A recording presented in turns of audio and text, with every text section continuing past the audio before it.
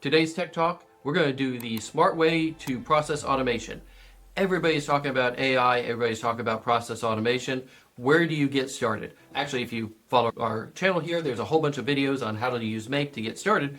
But the other question is, what do you do to start? What's going to be my most impact? So everybody wants to come up with, and I have to admit I'm guilty, I want to see how many things I can have an AI agent do. The most beneficial ones that I have done have been single task items, and they're not single tasks that are the hardest things to do. They're ones that are repeated all the time. So I'll give you an example of one. We have a client that we wrote a task manager for. It takes forms that come in via the inbox.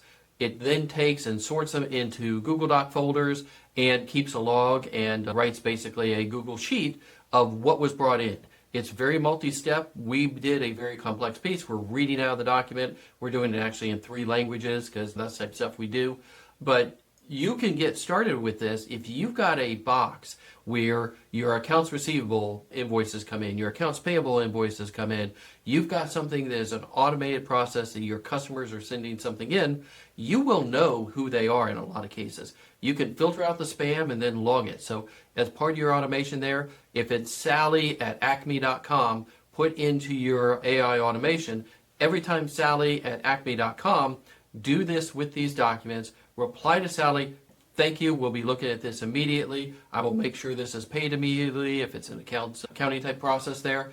Do something along those lines that it's going to be a simple automation, but it's going to make you look more responsive to your clients and to the outside world. So that helps your business no matter what the size. I talked about this with a company that does 25 million plus a year and has millions of invoices. Not really, but it seems like millions to the 2 people in accounting who are bringing in all of those invoices every month and having to deal with them.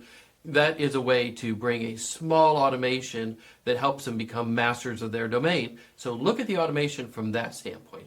Also, bit of advice, have your IT departments, if you've got an IT department, start and understand the AI tools, because they're going to be asked all the time about it, but what you don't want them to do is do things that are going to violate privacy concerns or get access to the wrong data. So make sure that when you're doing AI automation, especially starting on this, you're doing it in a way that you're not exposing and sending sensitive information like social security numbers up to ChatGPT. If those forms I were doing had sensitive information, I'd be concerned about it.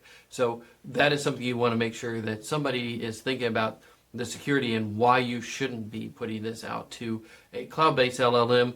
Our solution is that we would run a local LLM. I'm a fan of those. There are many of them coming on the market. The good news about them is they're now up in speed. They're also, most of them, they're free, open source.